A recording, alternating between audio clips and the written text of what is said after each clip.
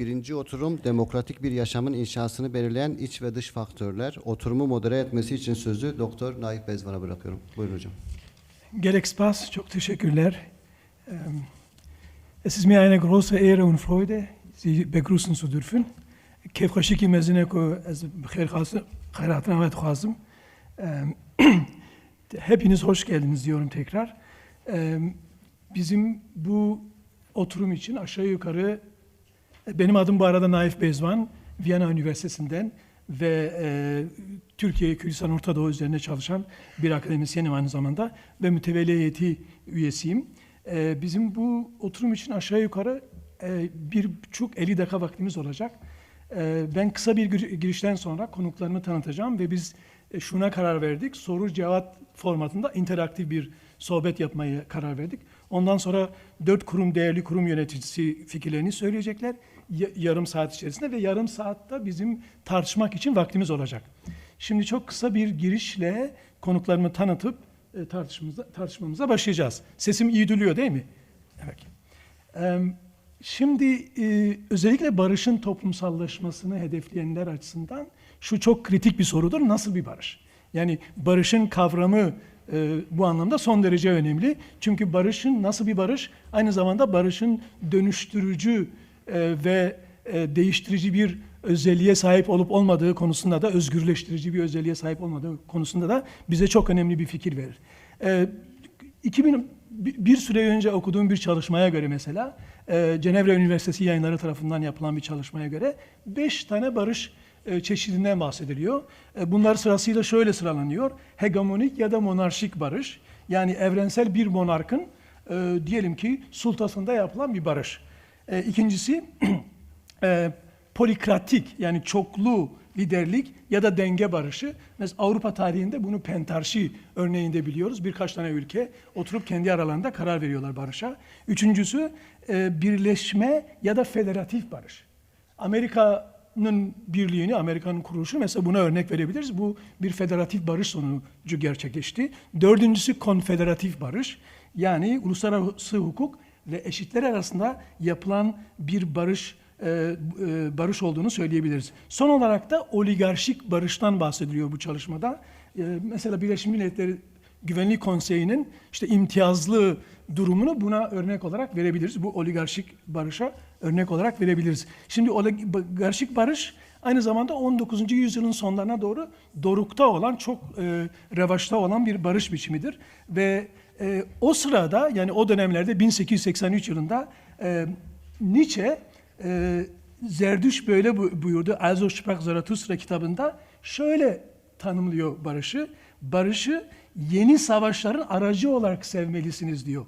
Kısa barışı uzun barıştan daha fazla. Almancası Ihr sollt den Frieden lieben als Mittel zu neuen Kriegen und den kurzen Frieden mehr als den langen. Görüldüğü gibi Nietzsche için, yani bu oligarşik barışın çok revaçta olduğu bir dönemde diyelim ki yeryüzü tanrılarının barış onlara göre aslında çatışmanın başka araçlarla sürdürülmesi olarak kodlanılıyor bu dönemde Nietzsche tarafından. Hannah Arendt ise buna karşı barışı siyasi özgürlüğü, kamusal ve siyasal alanın biçimlenmesine katılma ve buna müdahil olma hakkını öne çıkarır. O yüzden barış sadece Hannah Arendt'e göre namevcut, yani şiddetin namevcut olması değil, sefalet ve tahakkümden azade olma, yoksunluk ve otoriter egemenlikten arındırılmış bir beşeri durum olarak ifade ediliyor. Befreiung von Not und Herrschaft Hannah Arendt'e göre. Yani buradan yola çıkarsak barışı aslında bu kavrayışa göre bütün haklara sahip olma hakkı olarak da görebiliriz. Çünkü barışın olmadığı ortamda diğer bütün temel hak ve özgürlükler, en başta insanın varlığı, insanın kendisinin varlığı tartışma konusu olabilmekte. Şimdi bu kısa girişten sonra sürecin muhasebesi, muhtevası ve menziline dair sorularımızı tartışmak üzere, görüşmek üzere, birlikte tefekkür etmek üzere 2 tane çok değerli konuğum vardır. Konuklarımı tanıtarak hemen sorularımıza başlayacağız.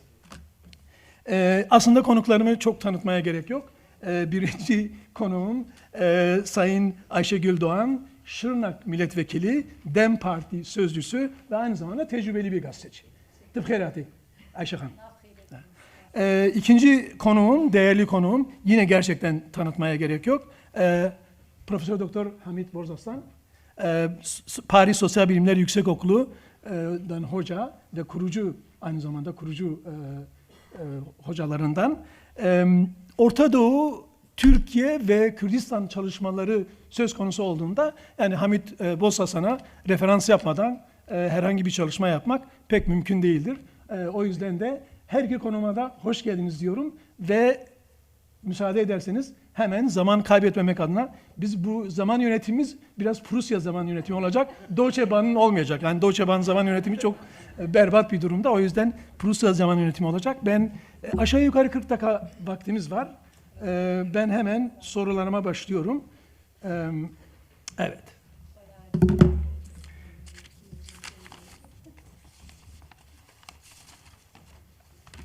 Birinci sorumu şöyle başlamak istiyorum. Son bir yıllık gelişmeleri dikkate aldığımızda, ya birlikte yaşama kültürü açısından ele aldığımızda nasıl bir mesafe kat edildi? Soruma geçiyorum.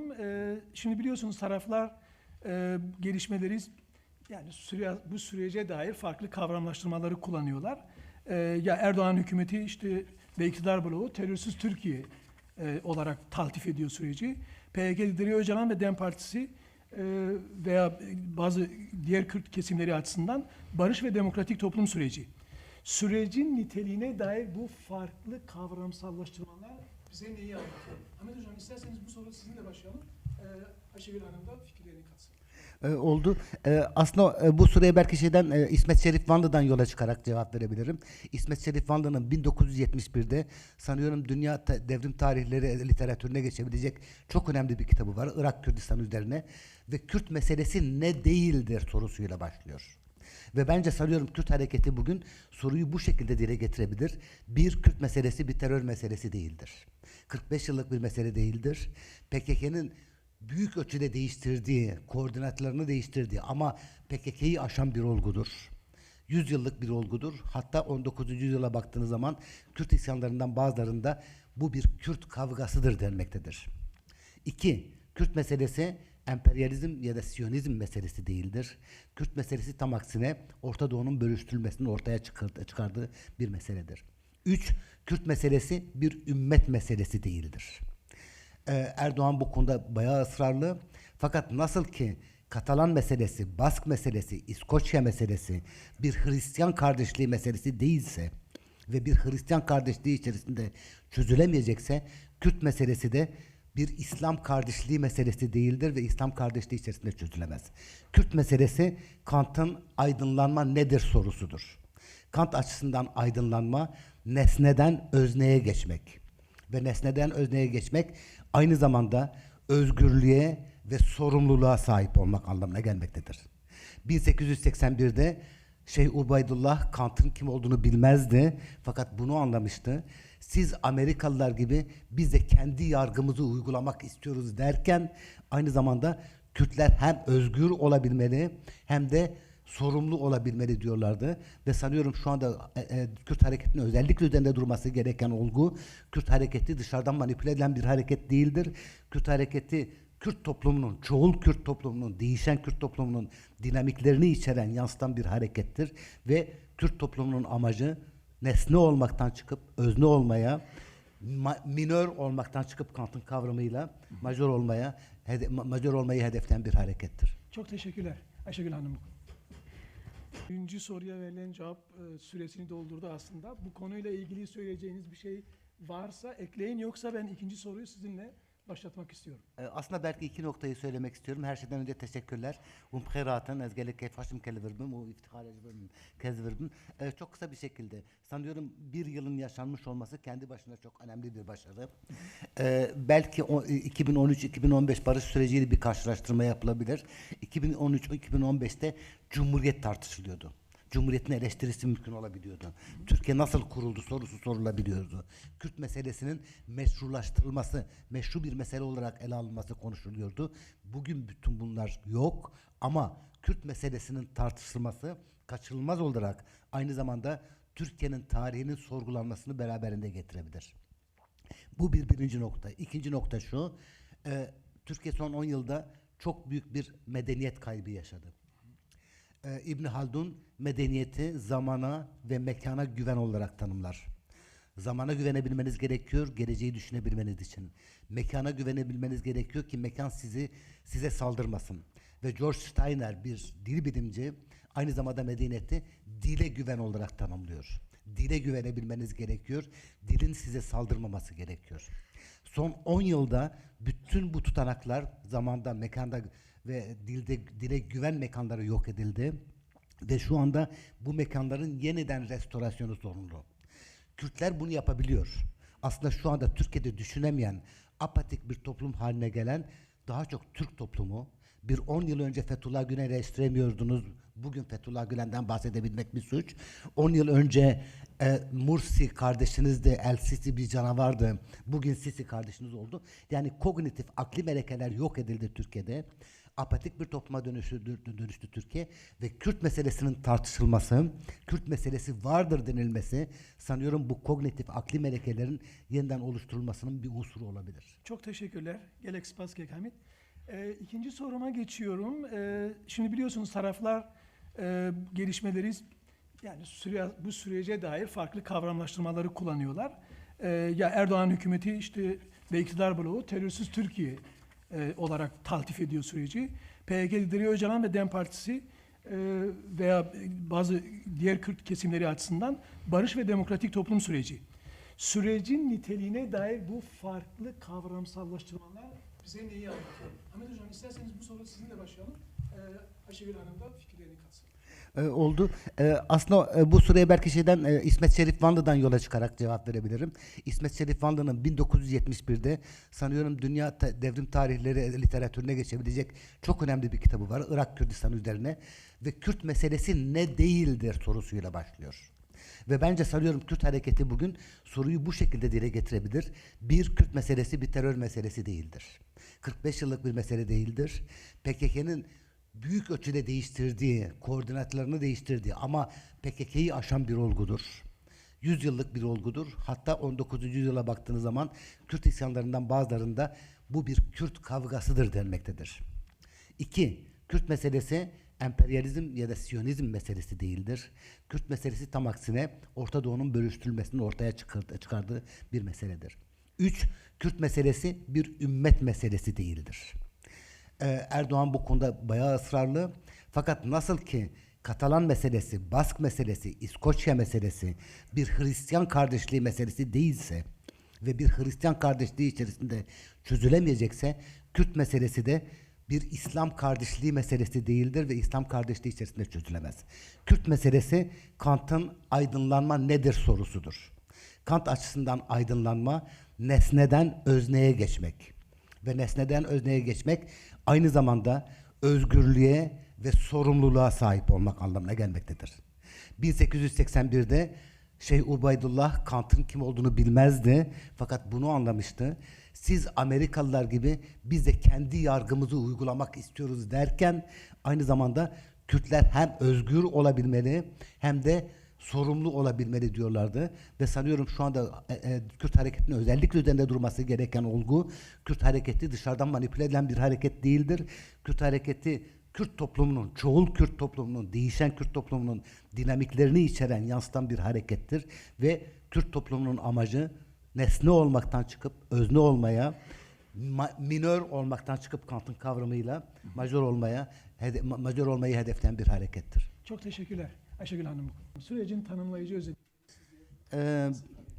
Bence süreci belirleyen olgu Türkiye'yi kuran ideolojinin pratikte çökmüş olması.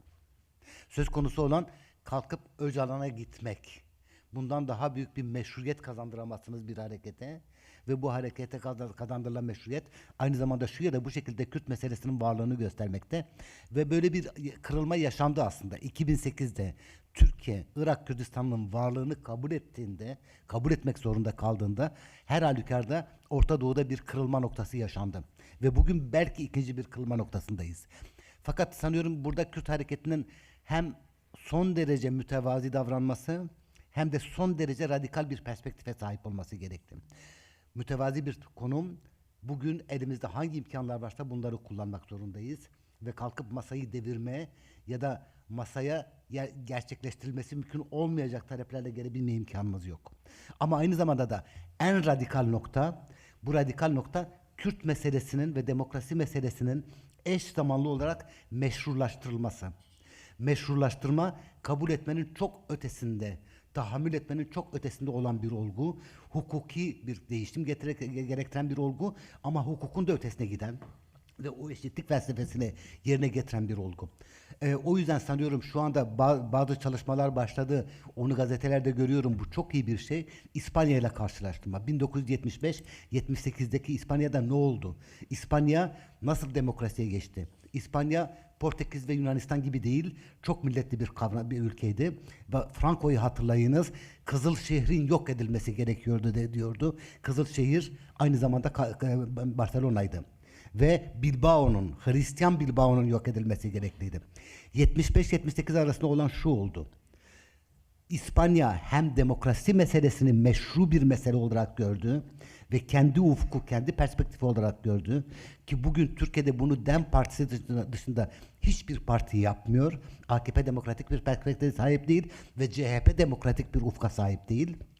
Diğer yandan İspanya bu demokrasiyle birlikte Bask ve Katalan milli meselelerini milli mesele olarak tanıdı ve meşrulaştırdı. Demokrasi ve milli mesele aynı anda meşrulaştırıldı ve bir arada ilerleyebildi. Dediğim gibi bu azami bir nokta, radikal bir nokta. Fakat Kürt hareketinin bu radikal noktaya da sahip olması gerekiyor. Bir ufuk olarak, bir perspektif olarak ve aynı zamanda bugünkü koşulların verdiği imkanları kullanması gerekiyor. Burada diyalektik bir yaklaşım oluşturuyor. Peki çok teşekkür ediyorum. Devam ediyoruz tartışmamıza, sorularımıza. Şimdi bir yandan Kürdistan yani Türkiye kamuoyunda şeffaflık yönünde haklı talepler var. Diğer yandan biliyoruz ki özellikle intractable konflikt dedikleri çatışmalarda işte Vietnam, Filistin, Kuzey İrlanda, Filistin, İsrail bu tür çalışmalarda back channel diplomasi dedikleri arka plan şeyi önem kazanıyor. Önemli bir rol oynuyor. Şimdi buradaki benim sorum şu, gizlilik nasıl, hangi nedenlerle ve ne zaman bir riske dönüşebilir?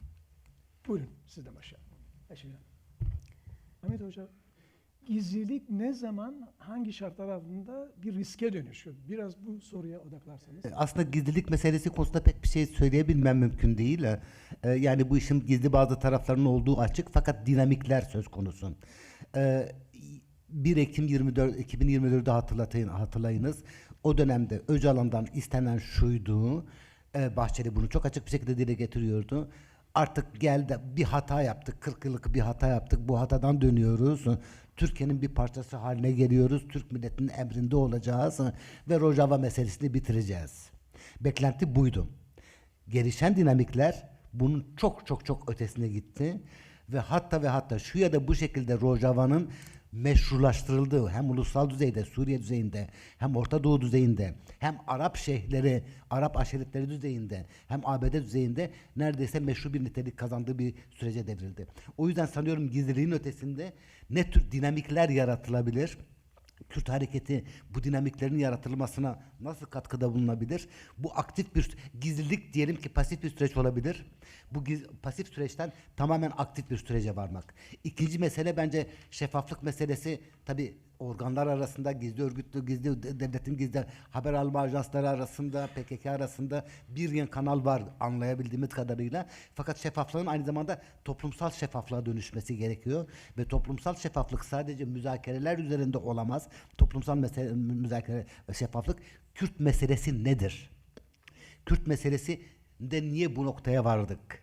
Nasıl oldu ki Abdülhalik Renda ki Ermeni soykırımının yöneticilerinden birisi, Talat Paşa'nın ekibinden birisi Kürt raporlarını hazırladı 1925'te. Nasıl oldu ki Türkiye Cumhuriyeti Kürtleri biyolojik bir tehdit olarak görebildi? İyi Parti'yi, Zafer Parti'yi tartışmaya mecbur bırakmak. Orada önemli bir demokratik pedagoji söz konusu. Bir Kürt pedagojisinin geliştirilmesi söz konusu. Diyelim ki muhataplar kendi aralarındaki ilişkileri kurarlar bunun dışarıya yansıyabilmesi zaten her harekette çok zor sevgili Mithat Hocam. Ama aynı zamanda Kürt toplumunun canlı bir toplum olduğunu hatırlayalım ve şeffaflığın toplumsallaştırılması. Çok teşekkür ediyorum. Zamanımız çok fazla kalmadı. 10 küsur dakika vakitimiz var. Zamanımız çok fazla kalmadı. 10 küsur dakika vakitimiz var. O yüzden bir soruyu atlatarak son 2 soruyu sormak istiyorum. Kürt meselesinin esas olarak bir self determinasyon meselesi olduğu gerçeğini dikkate alırsak, ana akım Kürt hareketinin savunduğu demokratik toplum çerçevesi ve kavramı nasıl ve ne ölçüde bu meselenin çözümüne katkıda bulunur? Ahmet Hocam sizin var. Evet, isterseniz ben başlayayım. Aslında Kürt hareketinin ya da Kürt meselesinin ille de self determinasyonunla çözülebileceği, self determinasyon bağımsızlık anlamına gelmiyor. Self determinasyon dediğim gibi Kant anlamında özgür ve sorumlu olma ve kendi geleceğini kararlaştırma. Self determinasyon kendi geçmişini okuyabilme.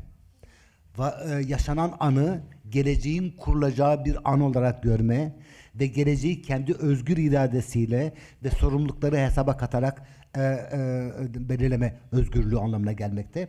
Bu anlamda self determinasyon ille de bağımsızlık değil. Tabii. Aynı zamanda şunu da biliyoruz. 2 koşul var.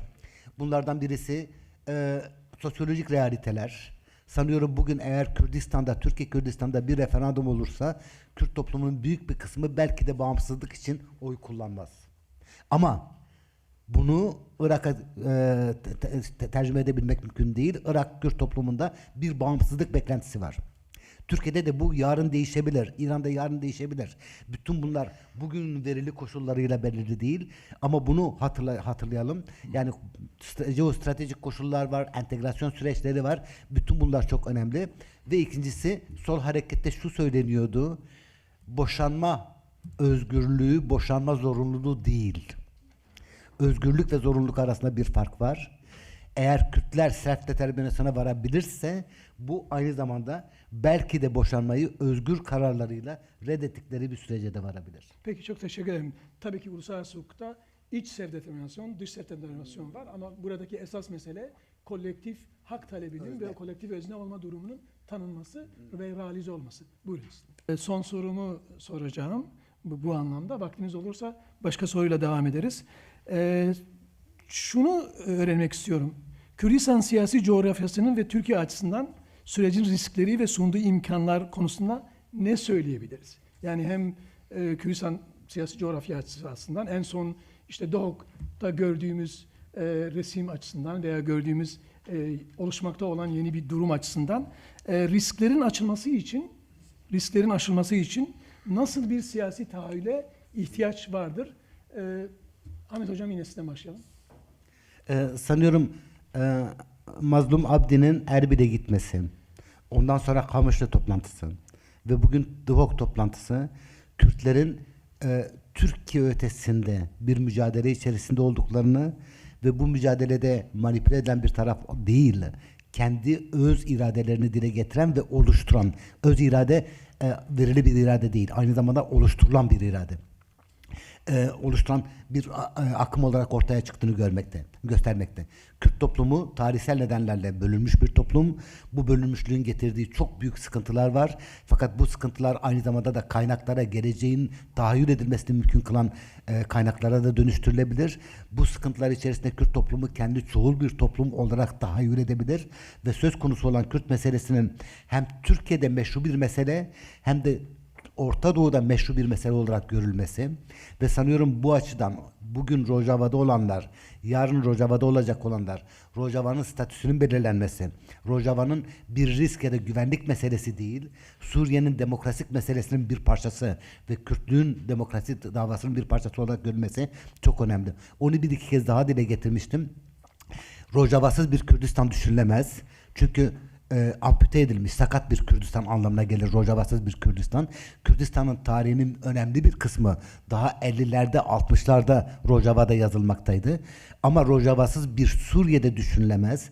Eğer Rojava'nın olmadığı bir Suriye olursa bu ya bir İslam emirliğine kayar ya da istesek de istemesek de Alevilere, Dürzilere ve Kürtlere karşı soykırımların yaşandığı bir ülke olur. O yüzden Rojava hem Kürdistan için gerekli, hem Suriye için gerekli ve Türkiye'nin bunu anlaması bence çok çok önemli. Yani riskler düzeyinde bence şu anda en önemli riskler henüz Rojava'da yaşanmakta. Burada bir güven ilişkisi kurulursa önemli ölçüde risklerin üzerinden kalkılmış olur. Peki. Buyurun. 1 dakika vaktimiz var. Ben bu bir vakayı kullanarak bir geçiş yapayım. Evet. Şimdi belki şöyle özetleyeyim belki. Eğer demokratik, barışçı, siyasi şiddetten arındırılmış bir çözümü esas alırsak ya da esas alınan bir noktada bence bu sürecin eleştirisi en azından bu sürecin övgüsü kadar önemlidir. Bunu özellikle vurgulamak istiyorum. Burada da bir şekilde bu gündeme geldi. Farklı görüşler ve tefekkürler ifade edildi. Bundan sonra da böyle olması gerektiğini düşünüyorum. Şimdi biz oturumumuzun ikinci kısmına geçiyoruz. 4 tane değerli konuğumuz var. Onları çok kısaca yanlış söylemedim değil mi? Evet, 4. Çok önemli noktalara değinildi. Berivan Hanım da siz de çok önemli noktalara değindiniz. Birincisi Bazil Nikitin diye çok önemli bir araştırmacı var. Kürtler üzerine en önemli referanslardan birisi. Ve 1951'de şunu yazıyordu. Eğer bu savaş sonrasında Birinci Dünya Savaşı'ndan sonra kalan Kürt meselesi çözülemezse gelecek için çok büyük tehlikelerle karşı karşıya olacağız. Bu 1950'lerdeki yorumlar çok önemli ve şu anda eğer uluslararası araştırmalar, uluslararası bir nitelik arıyorsak sanıyorum temel nokta her şeye rağmen Rojava'nın korunması ve orada uluslararası camianın müdahalesi söz konusu olabilir. Maalesef çok kötü koşullarda Filistin'i biliyoruz, Gazze'yi biliyoruz, Suriye'de olup bitenleri biliyoruz. Fakat Rojava'nın korunması çok önemli. İkinci mesele ve Türkiye konusunda tamamen katılıyorum size. Fakat Kürt meselesinin çoğul ya da Kürt toplumunun çoğul olması meselesi benim açımdan çok önemli. Kürt toplumu bu çoğulluğu kaybetmemeli. Kürt toplumunun yekpare bir toplum haline gelmemesi gerekiyor. Kürt toplumunun dinamik bir toplum olarak kalması gerekiyor. Bölünmüşlüklerinin, kendi farklılıklarının, iç çizgilerde, iç hatlardaki kaymaların, bütün bunların bilincinde olması gerekiyor. Eğer Kemalist bir Kürt toplumu yaratarsak yarın Türkiye'de bu büyük bir felaket olur. En azından söz konusu olan Irak Kürdistanı ve İran Kürdistanı ve Suriye Kürdistanı var. Türkiye Kürdistanı var. Bu Kürdistanlar içerisinde tarihin getirdiği farklılaşmalar var. Ve bu aslında Kürt toplumunu şu anda çok yaratıcı bir toplum haline getirdi. Şu anda Kürtler üzerine bazen haftada 1-2 kitap yayınlanıyor. 40 yıl önce bir Kürt sineması yoktu. Şu anda dünyanın bütün şehirlerinde Kürt sinema festivalleri var. Kürtlerin bu yaratıcılığı kaybetmesi gerekiyor. Bu bölge açısından, kendileri açısından çok çok önemli bir olgu. Ve yarın belki diğer toplumlara da örnek olmaları açısından çok önemli. Yani o yüzden Kürtler içerisindeki kırılmalar beni korkutmuyor. Tam aksine bir zenginlik kaynağı söz konusu olan Türkler arasında böyle bir gelişimin yaşanamaması. Peki çok teşekkür ederim Hakan Hocam. Evet. Nota, Ayşegül Hanım çok teşekkürler. Bu yorumlar için gerçekten çok önemli yorumlar için teşekkürler. İlk konu diaspora ve sanıyorum diasporayı anlayabilmek için belki bir tarihsel perspektif gerekli. 1980'ler. 1980'lerin sloganını hatırlayınız. Kurdistan yan neman. Ya Kürdistan ya ölüm. Ve gerçekten koşullar bu koşullardı. Irak-İran Savaşı, Anfal operasyonlarındaki bir soykırımdı. İran'daki katliamlar, Kasım Nur'un öldürülmesi, Türkiye'deki köy yıkımları ve aslında diasporanın oluşması ve siyasileşmesi aynı anda gerçekleşti. Diaspora Kürt canlanmasının, Kürt varlığının korunabileceği tek mekan haline gelmişti. Diaspora bir Kürdistan'ın başkenti haline gelmişti. Bugün koşullar çok daha değişik. Yani Erbil var, Kamışlı var, her şeye rağmen Ankara var, Dem olgusu var. O yüzden diasporanın artık o kadar aktif bir rol oynayabilmesi mümkün değil.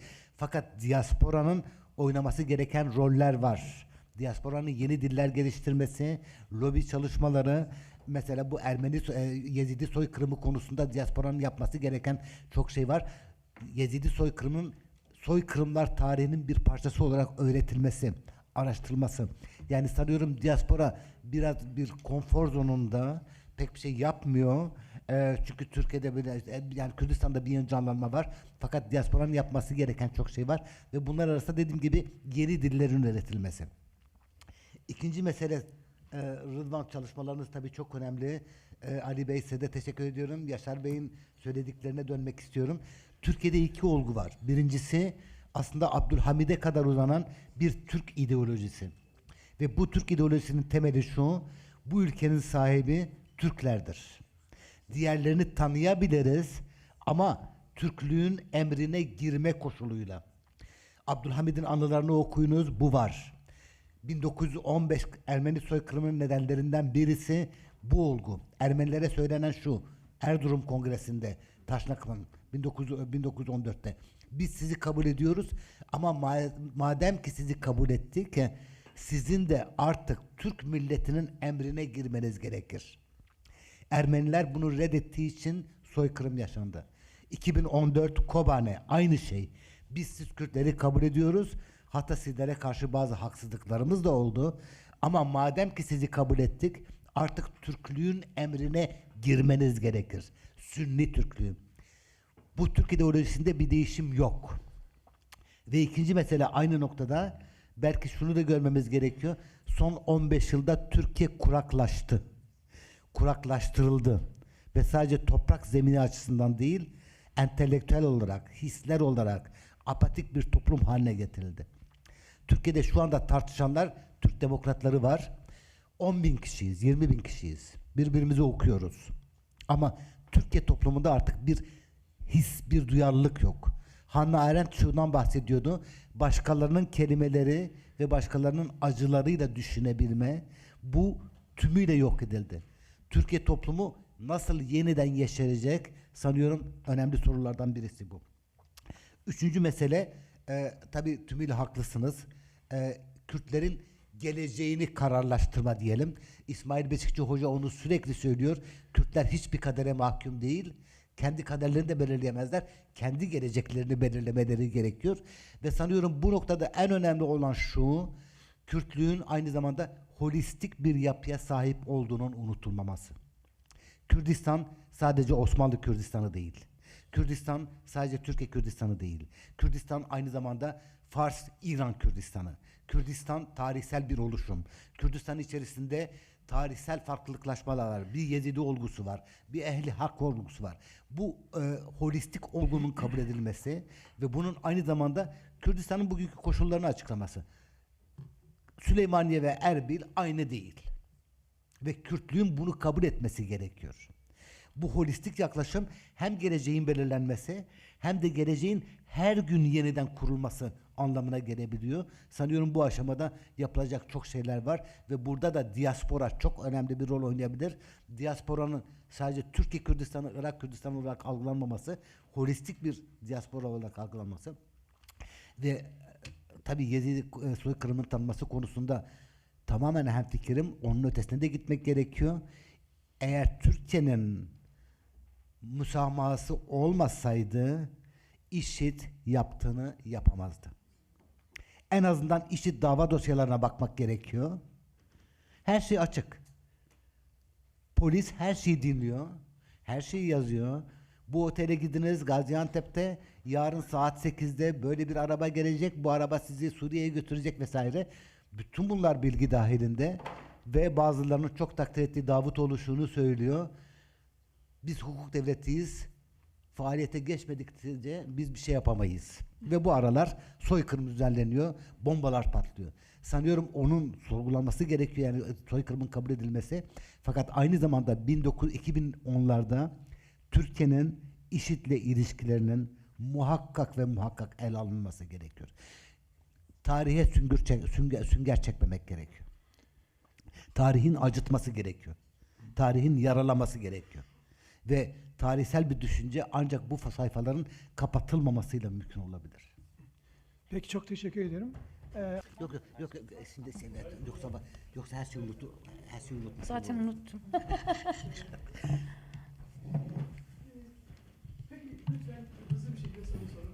Evet. Soru mu var? Tamam. Soru, evet. Merhaba, ben Nezgin Mutan.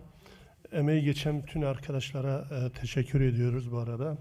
Kısaca iki şeyi sormak istiyorum. Bir, Bu süreçte tabii çeşitli kavramlar var. Norm, devlet, entegrasyon, kardeşlik, terörsüz Türkiye ve iç cephe, bunlar konuşuldu.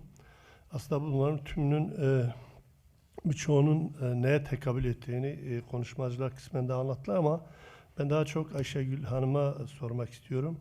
Sayın Öcalan norm devletle görüşüyoruz demişti. Şimdi bu norm devlet gerçekten norm dışı veya daha önce Demirel'in işte rutin dışı dediği devletle ne kadar dizginleyebilir veya ne kadar buna hakim olabilir? Bu norm dışı devlet gerçekten barış sürecinde barışa giden yolda halen ne kadar engelleyici bir konumda. Birincisi bu. İkincisi bu Fransız yazarın da itiraz ettiği, Derrida'nın itiraz ettiği Hamit Hocam kardeşlik kavramı.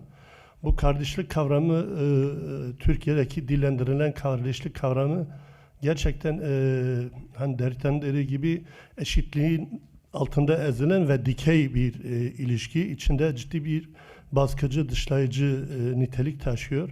Şimdi az önce Ezdi Kurumu adına söz alan arkadaşım da sordu. Türkiye'de Aleviler, Ezdiler, Hristiyanlar, farklı dini gruplar ve etnik gruplar da var. Bu kardeşlikten ümmetçi bir kardeşlik sözü ediliyorsa bu ne kadar kapsayıcı ve gerçekten bu tür kavramlarla barışın yolu ne kadar açılabilir? Teşekkür ediyorum. Derrida konusuna geleceğim ama önce belki bu CHP meselesine çok kısa olacağım. CHP İmralı'ya gitmeyi kabul etseydi küçücük bir adım atacaktı ve bu küçük adım kendisine çok şey getirecekti.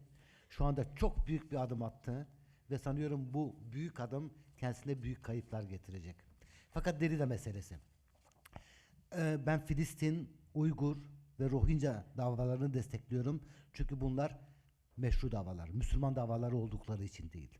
Aynı şekilde Tibet halkının verdiği mücadeleyi de destekliyorum ki Tibet Müslüman değil. Milli meseleler, dinle ilişkileri olmayan meseleler. İkincisi, orada da pedagoji zorunlu. Bu ümmet söyleminin tümü yalana dayalı. Nasıl oldu da kurulmakta olan İslam 36 yıl içerisinde peygamberin döneminden iç savaşa gitti? Neden ümmet yarıldı? Neden İspanya Emevilerinin kuruluşunun temelinde bir İslam İmparatorluğu'nun son ferdine kadar hanedanının tümünün Müslümanlar tarafından öldürülmesi oldu? Neden İran ve Irak birbirleriyle 8 yıl boyunca savaştılar? Ümmet denilen şeyin en büyük katliamları, en büyük savaşları ümmetin içerisinde gerçekleşmekte. Ümmet diye bir olgu yok. Ümmet, iç katliamların, iç çelişkilerin yaşandığı bir iktidar sahası ve bu iktidar sahasına tahammül etmemiz için en ufak bir neden yok ve benim ümmetimde Ermeniler var. Benim ümmetimde Yahudiler var, Rumlar var, Filistinliler var. Benim ümmetim demokratik temelli bir ümmet, kardeşlik üzerine de dayanmayan. Çünkü kardeşlik eşitliği getirmiyor. Eşitlik bir statü meselesi, bir hukuk meselesi. Hukuk tarafından tanınma ve bahsettin Hannah Arendt hak sahibi olma hakkından bahsetmekteydi. Hak sahibi olmak aynı zamanda hukuku oluşturmak hakkı. Hukuku değiştirme hakkı. O yüzden sanıyorum yani bu ümmet söylemini gerçekten sorunsallaştırmak ve çürütmek gerekli. Orada da bir pedagoji zorunlu. Peki çok teşekkür ediyorum. Sabrınız için, dinlediğiniz için çok teşekkür ediyorum.